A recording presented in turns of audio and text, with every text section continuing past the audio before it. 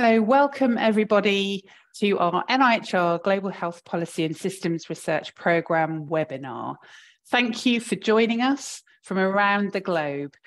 We're going to be talking about our global HPSR Call 3, and I will swiftly move on to cover some housekeeping. So before we start, and whilst others are joining, please make sure that all your cameras and microphones are set to off and mute. We are recording this webinar, so the presentation slides and a transcript will be available, and the recording of this session will be immediately available after the webinar on NIHR TV, which is YouTube. And YouTube allows the selection of automatic subtitles in multiple languages. So you can listen back to this in any language you select using the auto subtitles function. Meanwhile, for today, can you use the Q&A button if you want to ask any questions. You're welcome to provide questions, ask questions at any point during the webinar. If you like any of the questions that you see have already been asked, perhaps you could like those, so that will help prioritise the ones that we are able to address during the panel. We'll aim to try and cover everything, but if we run out of time, don't worry, we will be summarising a whole summary of the Q&A, and that will be made available for you on our website as soon as possible. If you're having any technical difficulties, then please just use the chat button and tell us, and we can try and work on that behind the scenes with you.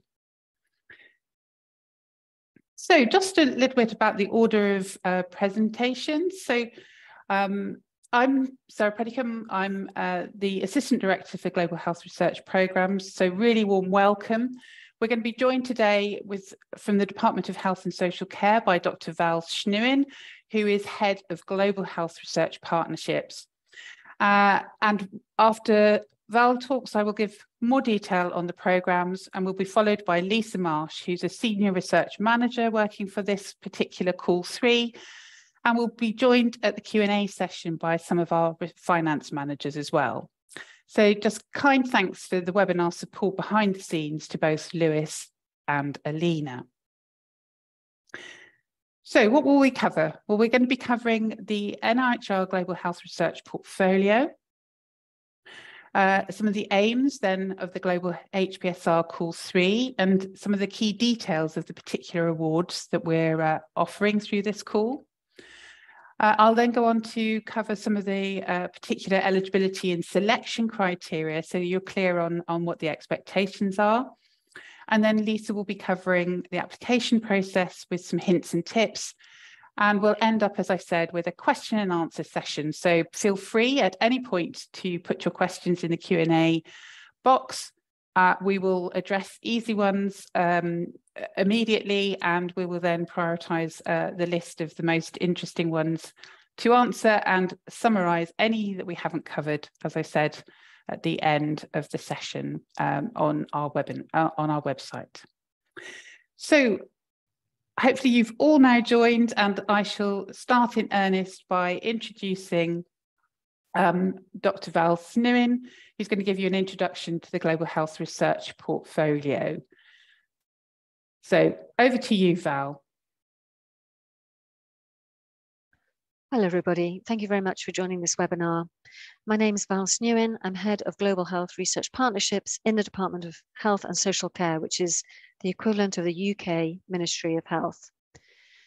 I'm going to introduce this webinar by telling you a little bit about the NIHR, the National Institute of Health and Care Research, and the Global Health Research Portfolio, which we've developed over the past few years.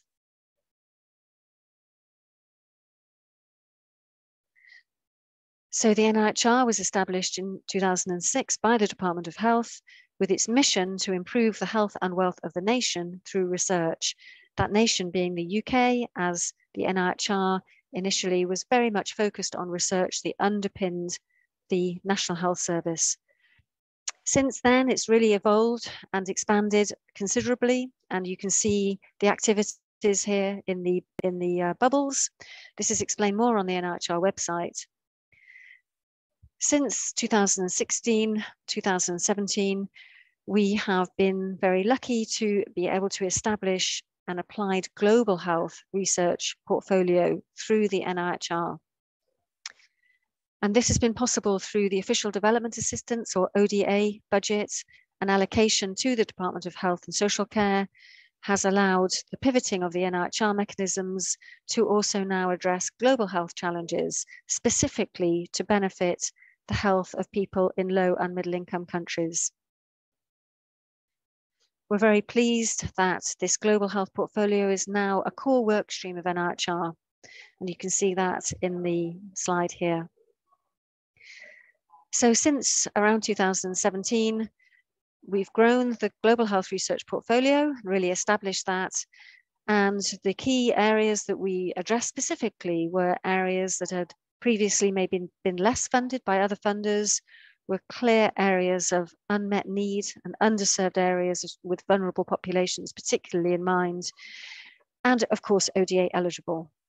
So primarily and directly addressing the health needs of people in low and middle income countries. Right from the start, we've had a focus on strengthening research capacity, both in low and middle income countries and in the UK. And we've always been driven by the values and principles of the NIHR, and in particular, community engagement, engagement with policymakers early in the process to ensure that we are supporting equitable partnerships and funding high quality, policy relevant and impactful research. So over the last few years, we've developed a number of mechanisms to do this, and some of you may be familiar with some of these already. For example, there is a Global Health Research Groups call open at the moment as well, and you may also be familiar with the right thematic calls, which are also currently ongoing. But you can see here that our funding activities have been split between 3 different areas. Researcher-led for us means as long as it's ODA eligible and applied global health research, really any subject or topic areas that met our criteria could be included. And that's led to our portfolio of global health research groups and units.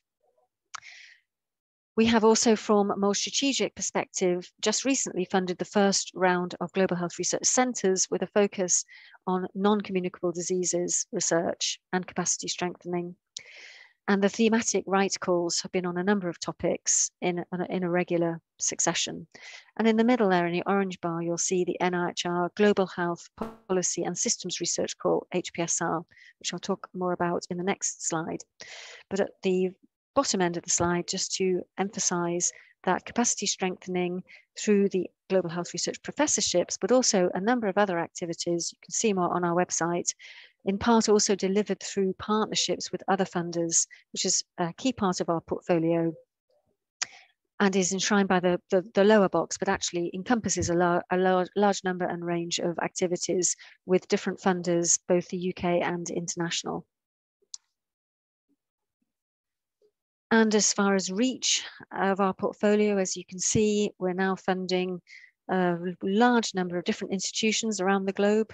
More than 300 institutions are involved in projects and partnerships through the NIHR Global Health Research portfolio in more than 50 countries as far as involvement and engagement, and with about 1,000 or more low and middle income country researchers directly supported to develop and progress in their research careers. So a brief introduction to why our third NIHR Global Health Policy and Systems Research Call. So the first set of activities was 3 schemes underneath this umbrella call. The development awards were small planning awards, aiming at allowing partnership development, engagement with stakeholders, policymakers, really working out what the research questions are in the setup and the settings concerned, and ensuring that there is time for new partnerships to evolve and form. We funded 17 of those. We're certainly looking at re-establishing that model. We think that's been very successful.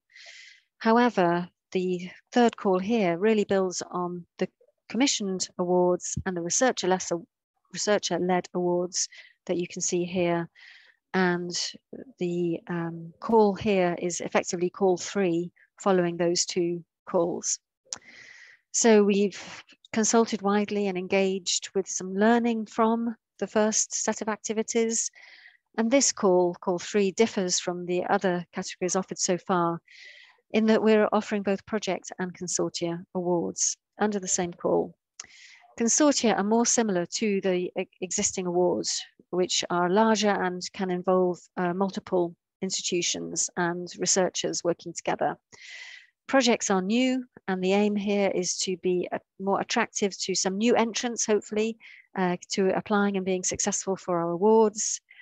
Both of these award types are open to leadership by researchers in low and middle income countries based in low and middle income country institutions.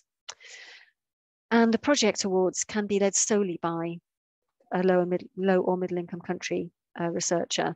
Consortia is a partnership between LMICs and UK institutions.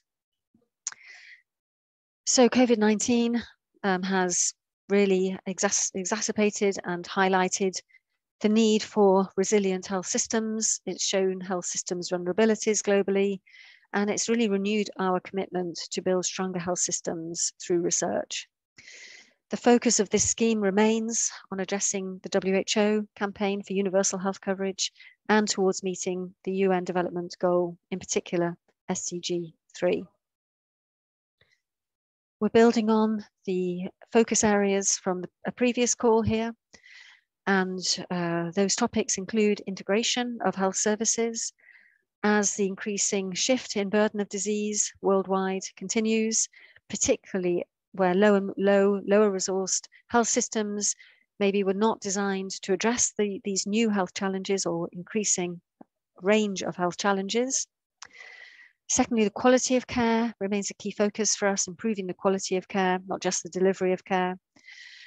And research on health workforce management and planning, particularly where resources are constrained, the best use of workforce through research in that area, and improvement of data, the data use, but also in particularly the quality of data in health systems. So those remain thematic areas, although we do welcome applications in other areas, as long as they're eligible under ODA and within the terms of the rest of the call specification that you'll hear more about. We have got a note that we particularly welcome applications relevant to primary health care and also long-term care or support with activities of daily living. So with that, I'm going to hand over to NIHR colleagues who will explain in more detail the scope and range of the call, how to apply, and more about how the application process will proceed. So thank you very much.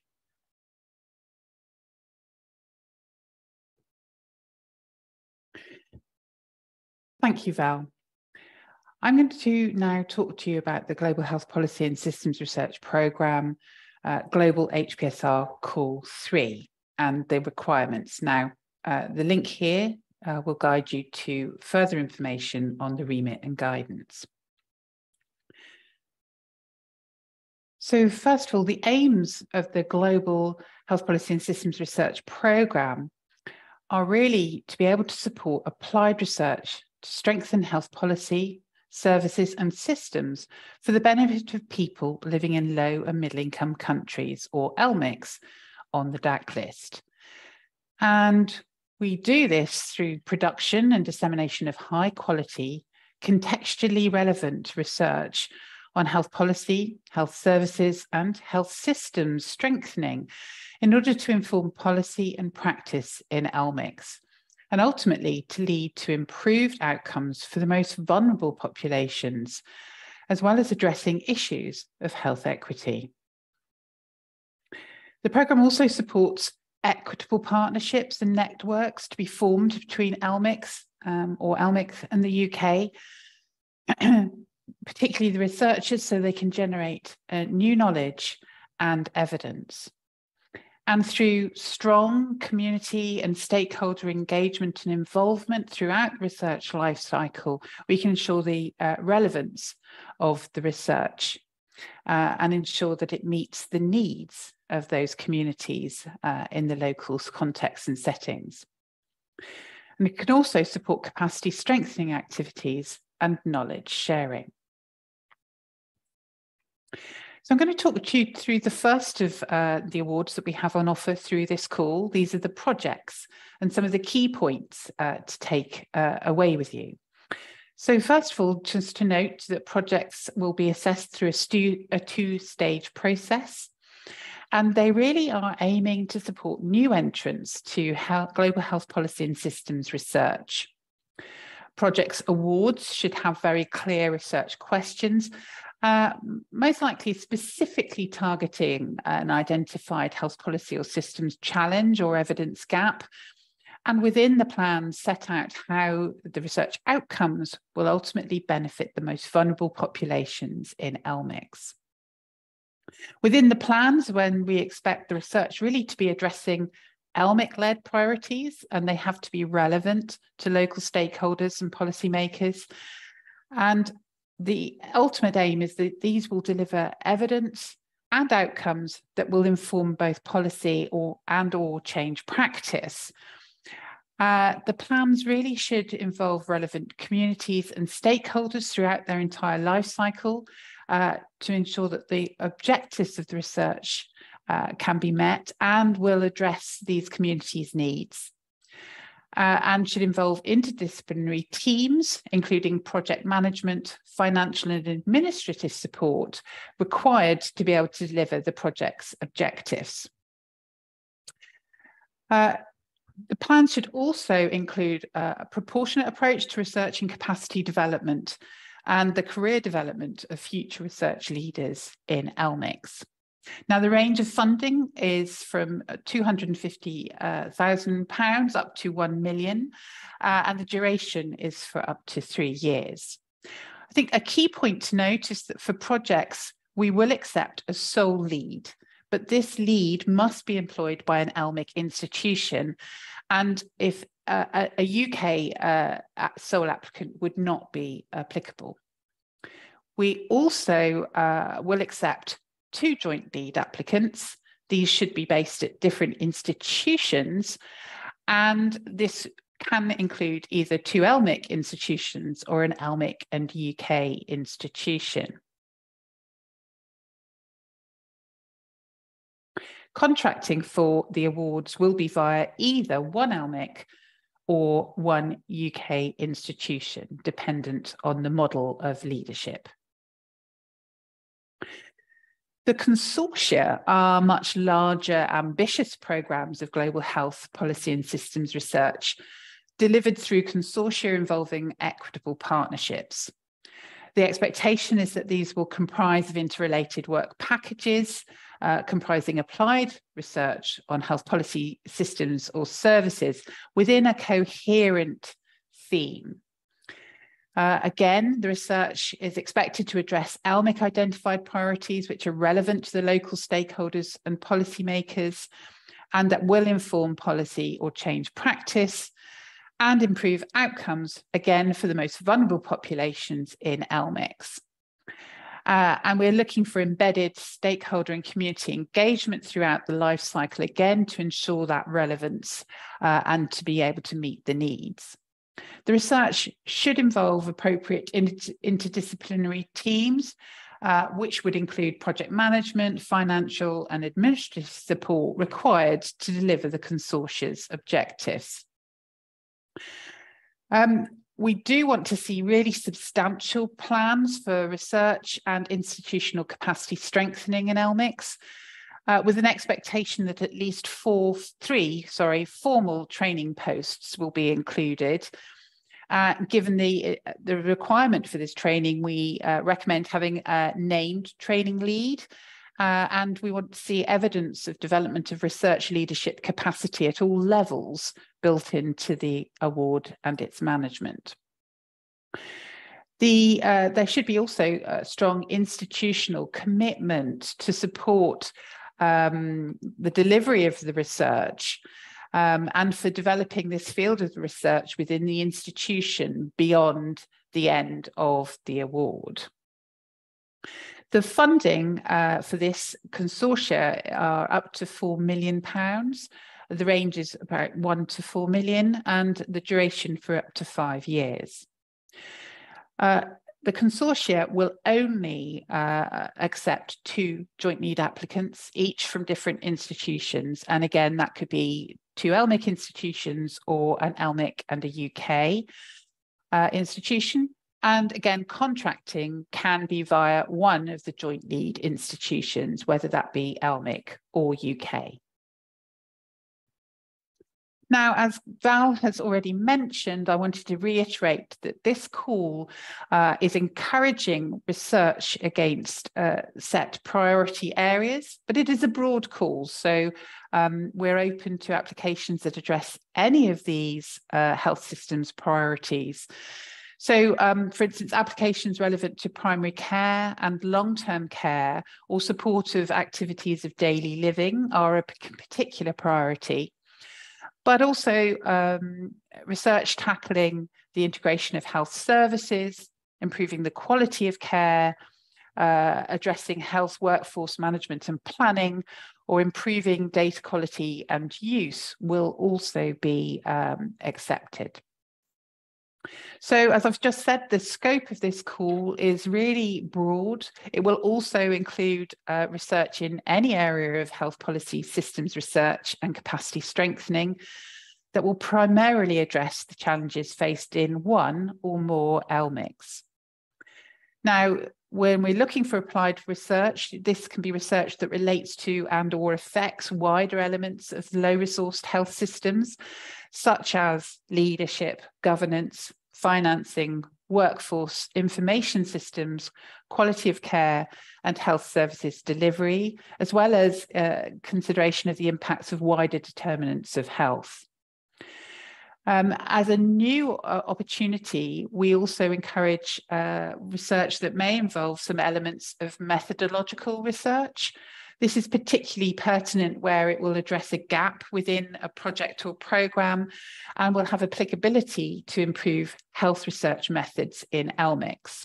So there are some criteria that need to be met. The methodological research must meet a clear methods gap. It should be aligned and support the aims of the award. And it should be, the findings should be generalisable to improve health research methods in LMICs. And research elements for methodology really should not exceed more than 5% of the direct research costs within the budget. So what's in scope for this call 3? Well, we're looking for research plans that will clearly meet the advertised aims, the eligibility and the selection criteria, which I'll be going through in more detail shortly. We're looking for really high quality applied health and health policy and systems research and training in any area that will be of primary and direct benefit to addressing the challenges faced by people living in one or more ODOR eligible countries. We are looking for the research to identify and address one or more needs identified within LMICs, and to really demonstrate that there is a demand for this research and evidence through alignment with global, national, regional, or even local frameworks, strategies or policies. We're looking for research that really will target areas that will lead to improved outcomes for the most vulnerable populations who are living in LMICs. And this is a particular focus that we're interested in addressing. And we'd like to ensure that plans really do have relevant stakeholder, policymaker, community, and wider stakeholder engagement at all stages, and really will demonstrate how, so we can be sure that it will demonstrate how the research can really inform policy and practice. When thinking about patients, then it is important that you look to identify problems and outcomes that really matter most to patients, carers and communities, and consider how they would like and need services to be configured in order to address their needs and to ultimately reduce health inequalities. In terms of further elements of being in scope, your research could include an element of development, testing and or evaluation of interventions or approaches to improve health systems. As I've mentioned already, it may include some elements of methodological research to address identified gaps. We encourage you to think about how you might include elements to address issues of equity, such as by incorporating research questions, including, for instance, issues around gender, age, social barriers to health and economic impact. And a requirement is that you really do involve appropriate interdisciplinary teams driven by the particular research questions and needs that need to be addressed through the research, and ensure that these are going to be relevant to the low-resourced health system setting. We are looking for very strongly embedded equity and collaboration within the research or the programme of research at all levels. So we mean from the leadership, the governance, through to capacity strengthening, the distribution of the funds between the partners, the ethics approaches, the approach to data, IP ownership and dissemination. And we strongly encourage you to find ways to support and embed South-South learning and bidirectional North-South learning within the award. So all of these things would be in scope for the call.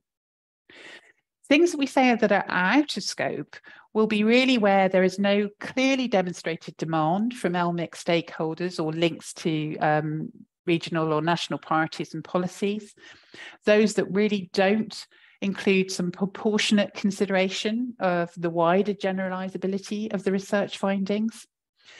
Proposals that have no ability or potential scale up to wider health systems or levels of the health system.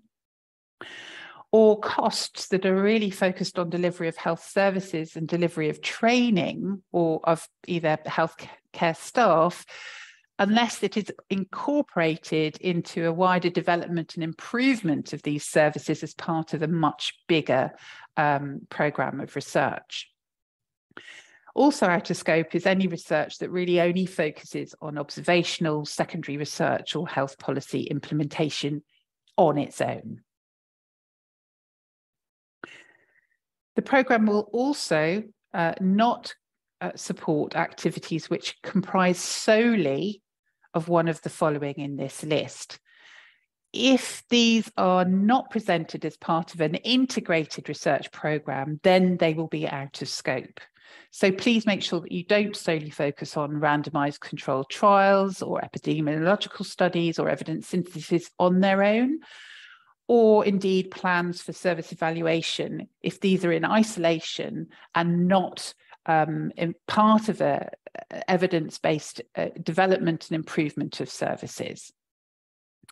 Again, when you're looking at replicating research in high-income countries, you will be out of scope if there's no clear justification of how this will be relevant to and demanded by the Odor eligible countries. So please make sure that you are addressing that. And equally, the dissemination or public health messaging on its own will not be relevant. But as part of a wider package, then obviously any of these elements could be in scope if they are within an integrated research programme.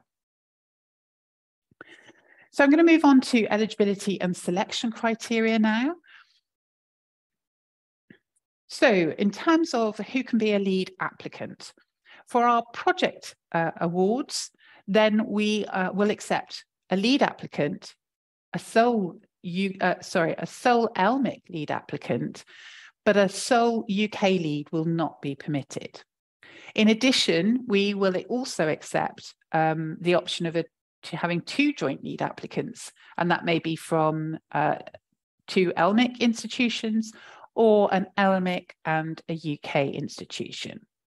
We do not accept non-LMIC, non-UK joint leads. The consortia applications really only have the option of having 2 joint lead applicants, again, either from 2 LMIC institutions or an LMIC and UK institution, and no sole lead will be permitted for consortia. When we're thinking about who leads are, they're normally principal investigators who are employed by an eligible institute, whether that be in an LMIC or the UK, dependent on the awards. And they have a track record of managing large, complex programs of research. And at least 1 lead must be employed by an LMIC institution. And where you have joint leads, these leads must be from different and separate institutes. And again, as I've said, non-LMIC, non-UK institutes are not eligible as joint leads, but they may be able to apply as co-applicants. In terms of eligible institutes, these are higher education institutes, research institutes, or NGOs, which meet our eligibility criteria. And really, these are being able to manage competitive research capacity funding and its successful delivery, being able to build and strengthen research capacity, including formal training, and the ability to manage large awards with effective governance, financial, and research support. There are a number of affiliated LMIC and UK higher income country institutes which are affiliated. And we would like to draw attention to the fact that you really must be able to demonstrate the legal independence of an institute from their affiliated institute. So a marker of this is that if you are proposing joint lead institutes, that these institutes, if affiliated, will require a collaboration agreement. If they are affiliated and do not require a collaboration agreement, then they are unlikely to be eligible for this call. Please do contact us because we can give you further information and you can provide us more information to assist you in determining eligibility.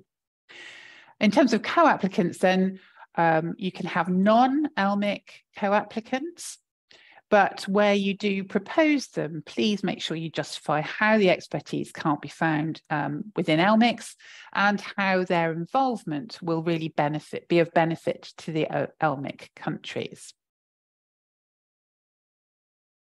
In terms of eligibility and multiple applications, now NIHR will not accept the same or similar applications across multiple programme calls. If you're putting together an application from a similar team, then please make sure the application is substantially different in its aims and research proposals, and it will support future leadership development. I think do make sure that you really set out the context of what research you've already undertaken, so it's very clear what will be new and different in your new award. And particularly for this call in terms of multiple applications, we really will not be accepting more than 1 application from an individual who is named as a joint lead. So please make sure that you commit to 1 application to this call as a joint lead. However, that doesn't preclude you from becoming a co-applicant and being named on another award to this same call. If you are putting in multiple applications, then please do consider equality, diversity and inclusion at all levels of the awards, including gender balance, and ensure and thinking about leadership, governance and delivery. And just to note that obviously the aims of our projects are really to bring in new entrants and to build research capacity, including a diversity of leadership models to develop future global health research leaders.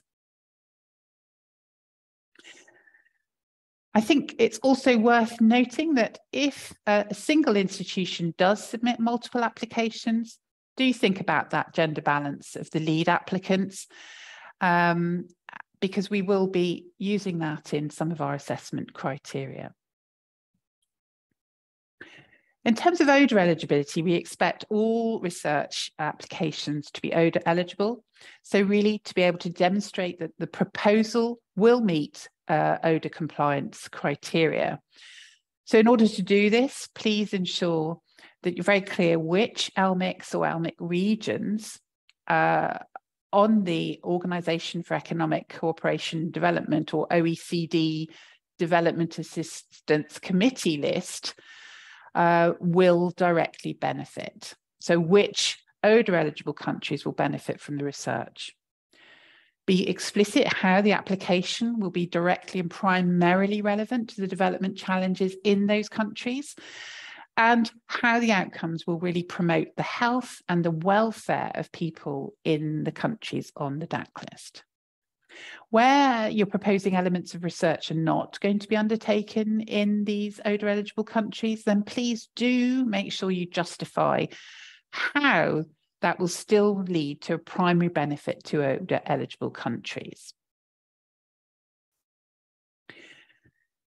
So our selection criteria, as I've mentioned, we've got a two-stage process. All the selection criteria listed here, 1 to 8, will be assessed in totality at stage 2.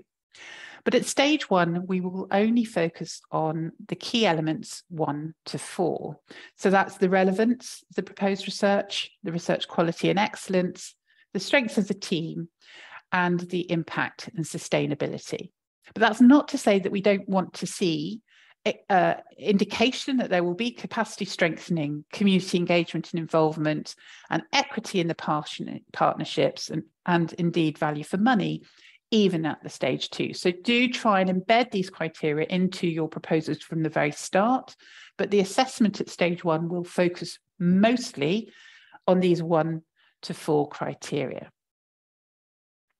I'm just going to run through them now. So in terms of relevance, we're looking for research that is context relevant. It will address significant unmet needs and priorities in ODOR eligible countries, and it will be strongly aligned with the scope and the priorities that we've advertised for this global HPSR Call 3. Do make sure that your research plans are really based on a local review of the context of the health policy, services and systems, and take account of the relevant existing evidence on improving health outcomes for people in LMICs. And do ensure that you're focusing on the most vulnerable populations and communities to ensure that you're addressing the most urgent priorities in those contexts. In terms of the research quality and excellence, we'll be looking to ensure that the research plans really have very clear objectives and milestones, a good, sound, robust design and detailed methodology, and plans to mitigate potential risks and some considerations of the likely ethical issues that may be encountered. Do ensure that you really do have plans for effective project or program management as appropriate to the award you're applying for, as well as governance, institutional support, finance and contract management. And that overall, there's sufficient resourcing to help you achieve the objectives that you're setting out in your proposal. We are looking for strengths of the research team, particularly a good depth of relevant expertise and disciplines with very clear team roles. So make sure that you have a broad interdisciplinary approach and include really good range of relevant disciplines to ensure delivery of your research. So, this might include expertise in health policy, in health services or systems, political sciences, for instance. Often social sciences is something that maybe is often overlooked and is worth considering. Health economics, statistics, and not forgetting experts in community engagement and engagement in community groups. We are looking also under the strengths of the team for demonstrated equitable partnerships. Now, this is most relevant in the consortia, and we would like to be able to see that you are maximising existing ELMIC expertise in country, but it may be relevant for projects, particularly if there is a joint leadership model.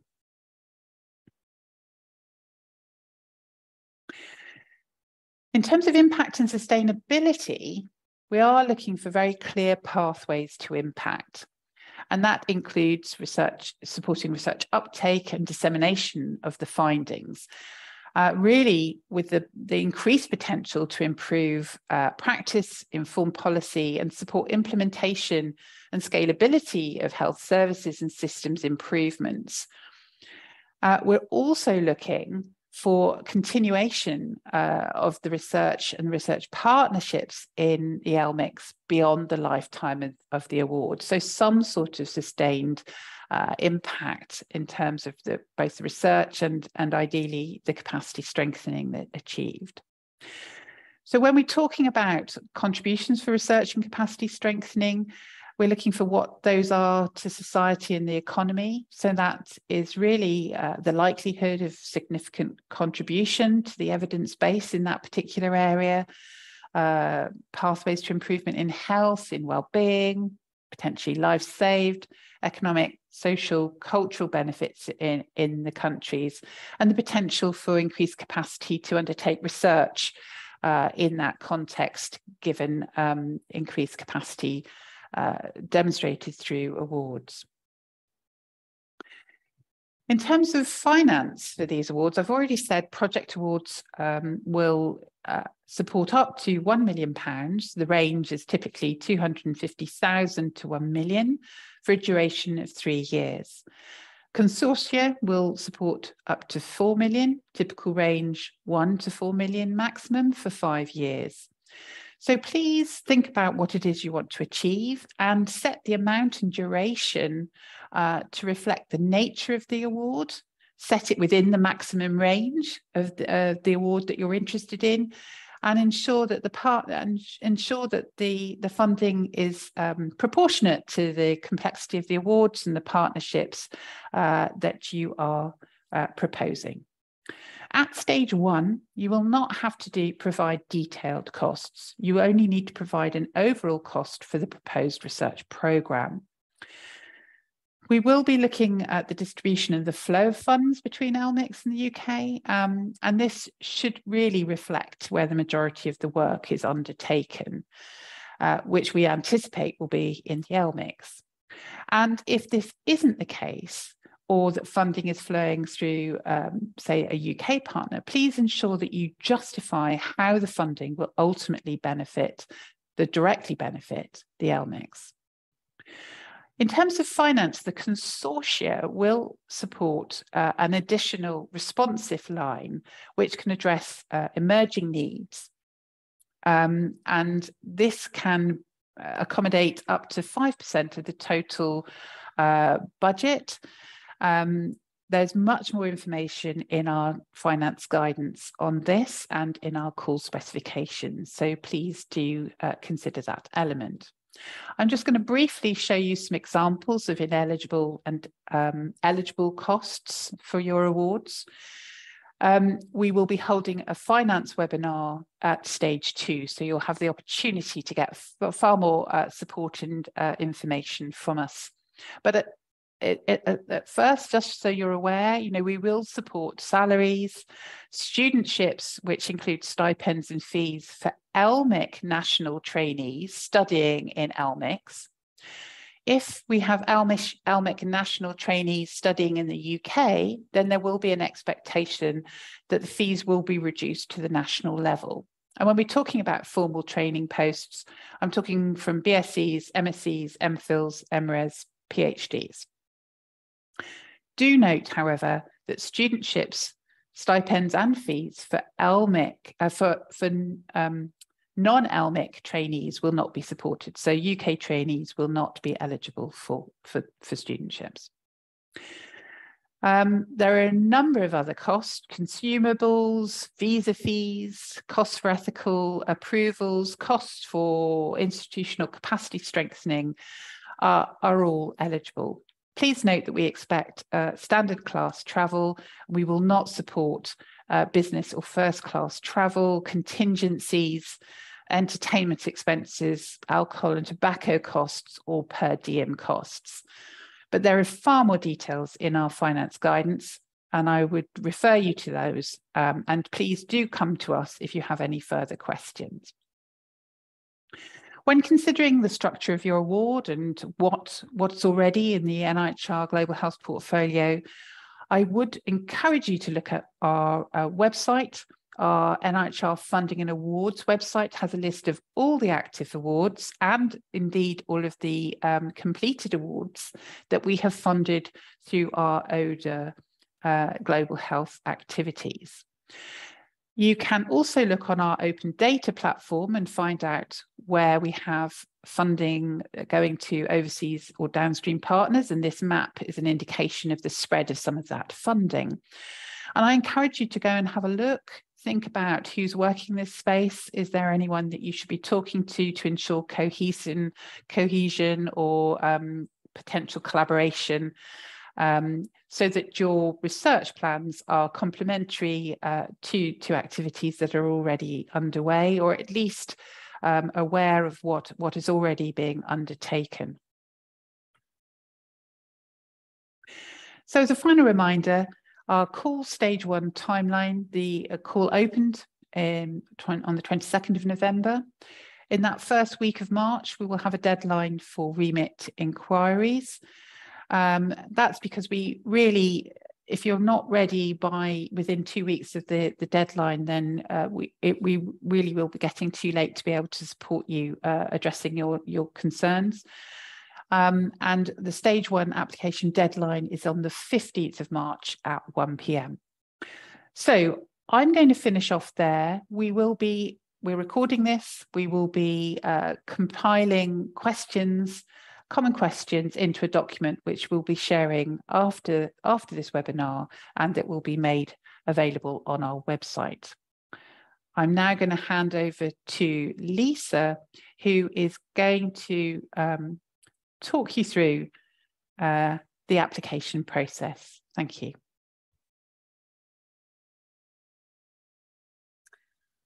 Hello, I'm Lisa, and I'm going to talk you through the application and submission process in a bit more detail now. And please remember to type your questions into the chat for the question and answer session at the end. Okay, so as you know, this call will be a 2-stage application process, and we've made this change following feedback from previous applicants to our programmes. So we hope this will be a better experience for applicants this time. The stage 1 application is a much shorter outline of your proposed research. It will be assessed in the following way. First, there's an eligibility and remit check to ensure that your application meets the criteria set out in the guidance and is eligible for the call. If we receive a particularly high number of applications, we may have to initiate a triage process, which is conducted by the funding committee members, and any applications which are declined at triage will now receive feedback. Successful applications will then go to the stage 1 funding committee. They decide which applications go forward to stage 2. And again, all applications, whether they're declined or shortlisted to stage 2, will receive feedback. If you are declined, feedback is designed to be constructive and help you with future applications. If you're shortlisted, it will cover things you need to consider to help you with your stage 2 application. Once submitted, stage 2 applications undergo further external peer review, and applicants are given the opportunity to respond to these comments before their applications are seen by the stage 2 funding committee. So this is just a timeline of the process. As you know, the call is already open and we're having a briefing event today. So the next milestone is for your stage 1 submissions on the 15th of March 2023. You should hear the outcomes of that in June next year. And if you're successful in going to stage 2, your submission will be due in October. So please schedule time in your diaries to complete these submissions if needed. We would expect any successful project to start in November 2024. And there's not much flex in those start dates, unfortunately. Okay, so to apply to this call, we now have a new application system called Realms. This is our Research Awards Lifecycle Management System. If you previously had an account on our old system, MIS, you need to press the Forgot Password link here, enter your email, and then you can register on Realms. The email you enter must be the same one that you were previously registered with on MIS. If you've never had an account on MIS or Realms, you need to use the Register button on the Realms landing page and follow the instructions. Or you can go through the Apply Now button on the website from the core webpage, and you'll be directed straight to this landing page on Realms where you do exactly the same thing. Okay, once you've logged into Realms and clicked on the applicant portal icon on your home page, you can then click on funding opportunities to search through all the calls which are currently open. You'll see a list similar to this one, although different calls may be open when you do this yourself. But the two which are relevant for this HPSR call are highlighted and circled in red. You need to click on the Apply Now icon for either projects or consortia, depending on which you're applying for. And please remember, you can only apply for one of these as lead applicant, but not both.